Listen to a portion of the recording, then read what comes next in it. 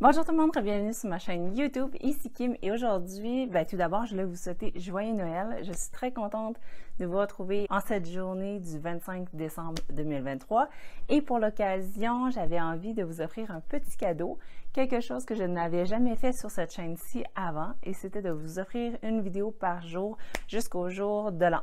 Bien connu sous le nom de Vlogmas, d'habitude ce sont des vidéos qui se rendent jusqu'à Noël. Moi je vais faire un petit peu différent et je vais partir de Noël et me rendre jusqu'à mon top 10 de fin d'année. Donc allumez la cloche et soyez au rendez-vous. Je vais publier une vidéo par jour pendant 8 jours tous les matins à 10 h. C'est un gros mandat et ce n'est pas pour rien que je ne l'avais pas fait avant. Pour cette première journée, j'avais envie de vous offrir un palmarès 2023, donc tous les tops culturels que j'ai découverts au cours de l'année et que j'aimerais vous partager, donc chansons, films, activités, tout ce que j'ai fait dans mon année qui l'ont vraiment enrichi et marqué, tout sauf des livres parce qu'évidemment ça va être à la toute dernière journée au jour 8. J'avais déjà fait ce concept-là en 2020, mais depuis, je ne l'avais pas refilmé, même si je continuais de noter. Je trouvais juste que j'en avais pas nécessairement assez pour faire une vidéo entière. Mais là, aujourd'hui, j'avais envie de garder des souvenirs de cette belle année et donc, je vais vous partager sans plus tarder mes découvertes. Alors, on va commencer avec la catégorie film. Donc, j'en avais 4 à vous présenter. Juste une petite parenthèse, ce ne sont pas nécessairement toutes des nouveautés 2023, mais moi, je les ai découverts cette année. Mais la plupart sont quand même assez récents, dont les 4 films que je vais vous présenter. Les 2 premiers, j'ai été les voir au cinéma. Donc, il y avait le film de Super Mario que j'avais vraiment envie de voir et dont j'ai été au week-end d'ouverture le 7 avril. Personnellement, j'ai beaucoup apprécié ça. C'était léger. J'ai vu avec des amis avec lesquels, une fois, j'avais organisé un tournoi de Mario Kart chez nous. Fait que c'était très bien. Moi, je trouvais que tous les éléments principaux s'y retrouvaient. Il y en a qui ont critiqué la quête, le manque de quête en fait du personnage principal, mais moi je me disais que c'était aussi très targeté pour les enfants. C'est sûr qu'au niveau des chansons, ça paraissait que c'était plus targeté pour nous. Il y avait du AC/DC, il y avait AA, Take On Me et d'autres chansons qui nous parlaient plus à nous qu'à eux, mais il y avait quand même beaucoup d'enfants en salle, tout déguisés, ça c'était vraiment très cute. Puis sinon, moi mon personnage préféré, Todd, était mis très en valeur.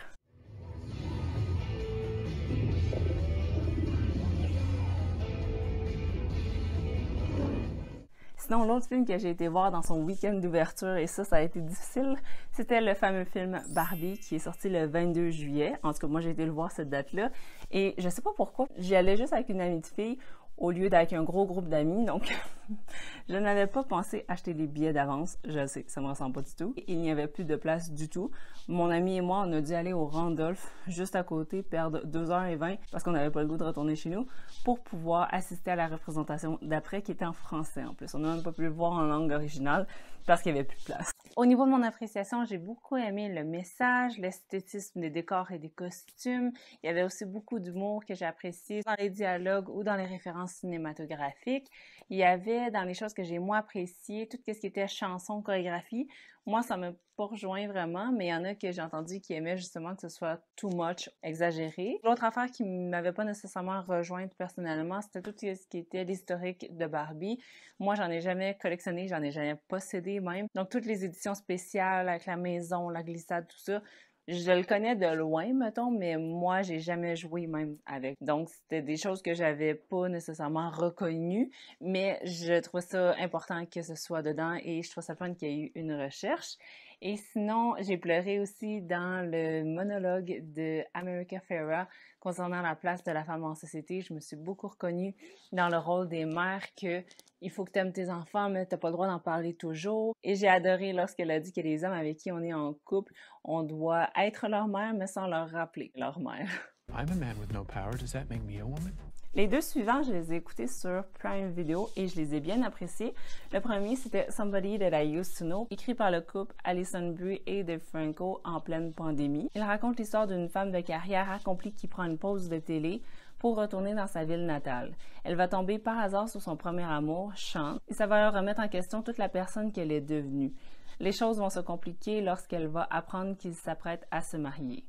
C'était drôle, c'était cute, puis moi, je l'ai bien apprécié. Je trouvais que ça allait dans des directions auxquelles je ne m'attendais pas nécessairement, donc je l'ai pas trouvé prévisible. Les personnages étaient très modernes, je trouvais.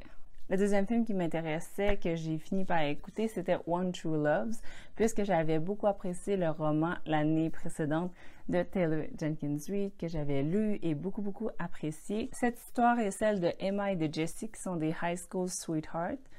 Et un jour, Jessie part en avion et ne revient pas. 4 ans plus tard, elle passe à autre chose et fait son deuil, puis va retomber tout bonnement sur son ami du secondaire. Alors qu'ils sont fiancés, Jessie va revenir dans leur vie, alors qu'on le croyait mort. Qu'est-ce qu'on fait lorsqu'on a deux vrais grands amours? J'ai lu des critiques très négatives après l'avoir visionné, puis même si je comprends qu'est-ce qu'il voulait dire, quand on peut s'y attendre dans toute adaptation, l'action est très précipitée, mais ça, il y aurait eu moyen de le faire en film vraiment plus espacé, ne serait-ce que dire tant de temps plus tard. Là, tout se passe quasiment dans un court laps de temps, donc c'est ce qui fait en sorte que ça manque beaucoup de réalisme. C'est sûr que les acteurs qui ont été sélectionnés, c'était pas exactement les images que j'avais en tête, quoique Sim Liu était très drôle dans son rôle de Sam. Puis je trouvais qu'il avait fait une bonne job avec le matériel qu'il avait. Sinon, c'est ça. Est-ce que je le recommanderais? Pas nécessairement, surtout qu'il fallait dépenser pour pouvoir le regarder. Mais je suis pas déçue de l'avoir vu. Il faut juste que vous ayez aucune attente ou que vous n'ayez pas lu le livre pour peut-être apprécier cette trame narrative. Mais je vous recommanderais vraiment le livre à 200%. Au niveau des séries, j'avais bien sûr écouté la 4e saison de You. D'habitude, je trouve que le milieu me perd des fois au niveau de mon attention. Je trouve qu'il y a des intrigues auxquelles on ne va pas jusqu'au bout et donc qui mènent nulle part. Mais cette fois-ci, mon attention a été captée du début à la fin. Puis j'avais beaucoup aimé les retournements de situation. Puis vraiment la performance de l'acteur principal, je suis d'accord avec ceux qui disent qu'il est né pour faire ce rôle-là. Il est tellement bon. Son jeu n'est pas épuisé avec les années. Au contraire, je trouve qu'il se raffine. Sinon, j'ai super hâte à la 5e et dernière saison. J'espère qu'ils vont finir en grand et que ce ne sera pas la saison de trop. Sinon, après You, je savais pas trop quoi écouter. J'avais pas nécessairement le goût d'écouter quelque chose de similaire parce que je suis pas très meurtre thriller puis tout ça. J'aime pas ça voir ça. Mais ce qui m'avait intéressé, c'est comment il arrive à s'en sortir, comment il arrive à mettre ça sur le dos de quelqu'un d'autre, comment il arrive à ne pas attirer les soupçons sur lui, etc. Et on m'a recommandé la série How to Get Away with Murder. J'ai écouté 9 ou 10 épisodes environ, puis je n'ai pas continué parce que mon abonnement Netflix se terminait et je ne l'ai pas renouvelé, mais c'est une série que j'aimerais vraiment continuer, surtout qu'elle a eu des très bonnes critiques à travers les années, puis les meilleures saisons sont à venir.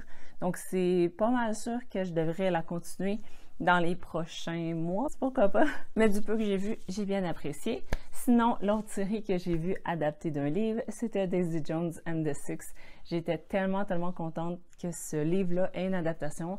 À chaque fois qu'il y a de la musique, c'est le fun de l'entendre. J'ai vraiment beaucoup apprécié l'adaptation. Je trouvais que les décors, les costumes, tout était méticuleusement choisi pour qu'on se sente dans ces années-là. Donc, chapeau à toute l'équipe qui a travaillé sur ce projet-là. Même les acteurs étaient très investis. Je les voyais en entrevue. Il y avait celle qui joue le personnage de Daisy qui a dit « Ah, moi, j'ai porté des grosses boucles parce que j'ai regardé du fan art. » C'est comme ça que les fans perçoivent Daisy. Il y avait aussi l'acteur qui jouait le batteur qui a fait des recherches sur quel groupe il jouait dans ce temps-là pour que son personnage ait les mêmes inspirations. Donc, je trouvais que tout le monde s'était vraiment donné, surtout pour apprendre tous les instruments. Et le rendu à l'écran final était vraiment bon. Je dirais que personnellement, moi, les scènes que j'aime le plus dans ce genre de film-là, j'ai été voir aussi Bohemian Rhapsody. C'est pas nécessairement les grosses salles avec les shows. Moi, ce que je préfère le plus, c'est dans les studios ou comment ils arrivent à décortiquer telle chanson pour l'améliorer, puis comment l'un rebondit sur l'autre, puis le premier enregistrement. Donc, c'est plus ces parties-là qui m'intéressaient, puis j'ai été bien servie. Et la dernière série que j'ai écoutée, c'était la dernière saison de Black Mirror. J'avais adoré les autres saisons. Là, cette fois-ci, je trouvais que ça avait été trop loin dans le sens pour mes propres limites. J'avais pas du tout aimé l'épisode Lock Henry, à cause duquel j'ai fait encore des cauchemars. De même que Beyond the Sea, je pense, celui qui se passe dans l'espace. Il y avait tout pour plaire à Maxime et moi, le côté espace pour Maxime, action, puis le côté littérature, artistique pour moi. Mais il y a eu une scène qui m'a totalement terrorisée, qui était le pire de mes cauchemars. Et tu sais, quand on dit PTSD, là, vraiment un choc post-traumatique après l'événement, c'est qu'on revit la scène encore et encore. Mais c'est ça, à chaque fois que je fermais les lumières, je voyais les personnages de ces séries-là faire ce qu'ils font dans l'épisode et ça m'a complètement troublée. Je n'ai pas écouté les 2 derniers épisodes. Je vais peut-être passer mon tour pour la prochaine saison ou choisir mes épisodes sans me forcer à tous les écouter. Pour ce qui est du volet musique, on va aller un petit peu plus rapidement puisque je suis pas vraiment quelqu'un qui est une grande fan de musique, qui suit toutes les sorties d'albums et tout ça. Je suis pas non plus une Swiftie. Je sais qu'il y a eu beaucoup de mouvements par rapport à ça cette année. Il y a eu des remakes d'albums. Il y a eu une tournée qui a été très populaire, très lucrative, très dispendieuse et difficile à obtenir. J'ai pas été là-dedans puis je suis contente de pas être fan de Taylor Swift parce que je sais que je me serais donnée dans ce département et que mon argent y aurait passé. Mais parlant de Taylor Swift, ce que je peux dire, c'est que j'ai beaucoup aimé découvrir la chanson Anti-Hero que j'avais entendue dans la saison You, justement. J'ai adoré la soundtrack de Daisy Jones and the Six. Ça fait une boucle. Ouais, c'est ça. Moi, je découvre pas vraiment la nouvelle musique comme ça. Ça va vraiment être juste dans des films ou dans des séries où là, je vais associer cette chanson-là à ce moment-là. Puis, si je trouve qu'elle est bien placée dans la scène, que ça révèle les bonnes émotions, c'est là que je vais noter le titre puis je vais vouloir la réécouter. Donc, Daisy Jones and the Six, j'ai beaucoup apprécié les chansons Honeycomb, Look at Us Now, parce que j'aime beaucoup les paroles, les formulations. C'était celle qui touchait à le plus de choses chez moi niveau mon expérience personnelle. Et l'autre préférée, c'était Let Me Down Easy, parce qu'on voyait toute la genèse, parce que ça a été aussi la première chanson que les 2 personnages principaux ont écrit ensemble et que le groupe a pu plus s'affirmer et prendre sa place, parce qu'avant, c'était seulement le chanteur Billy qui prenait toute la place. Et donc là, on a vu que chacun y mettait du sien, puis la vidéoclip était entière aussi, donc c'était vraiment super le fun à écouter. Et ces 2 chansons-là, quand je les écoute dans mon auto, qu'ils tombent dessus par hasard, ça me met toujours de bonne humeur. Vous irez les écouter. Sinon, comme tout le monde, j'ai trippé sur Flowers de Miley Cyrus quand il est sorti. On la voyait partout. Et j'ai acheté le nouvel album de Lewis Capaldi, Broken by Desire to be Heavenly Sent. J'ai même été le voir en spectacle aussi au mois d'avril. Justement, parlant de spectacle, j'ai été voir plusieurs spectacles cette année. Donc, il y avait en avril Lewis Capaldi que j'ai été voir à la Place Belle à Laval. C'était vraiment super bon. Ça faisait longtemps que j'avais pas vu de musique en vrai. Je me souviens pas le dernier concert que j'ai été avant celui-là, mais ça fait vraiment longtemps. Je suis pas vraiment une consommatrice de spectacles en live, mais j'aimerais beaucoup ça. Si ce n'était pas des cellulaires qui sont constamment dans notre vue. Moi, je suis pas si grande que ça, je fais 5 pieds 5. Puis si tu fais plus que ça, tu me caches. Puis en plus, si t'as ton cellulaire, je vois encore moins. C'est terrible, j'haïs ça. Puis ceux qui font des stories, genre plus que 3, là, je trouve ça trop. Puis moi, ce qui m'a gossé aussi, on fait un petit rant, ce qui m'a gossé aussi, c'est la fille qui dansait de même constamment dans ma vue. Tu sais, tu peux pas rester en place avec ce gossante sur la largeur. Bref, elle a même fait un FaceTime avec une personne pendant le show. C'était pas juste un clip que tu filmes puis que tu envoies plus tard. C'était un FaceTime pendant genre 40 secondes, 1 minute. Madame, elle a pas payé son billet, là. Moi, oui. Puis je vois rien à cause de toi.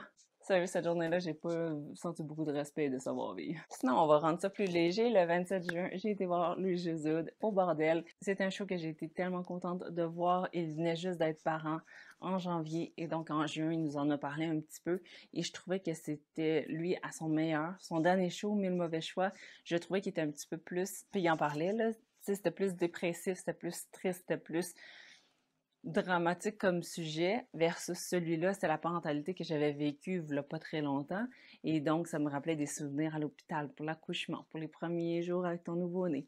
Puis je trouvais que c'est ça, c'était lui au meilleur de son art. Donc j'ai vraiment hâte qu'il fasse ces numéros-là sur scène. C'était vraiment 1 heure complète et c'était vraiment super.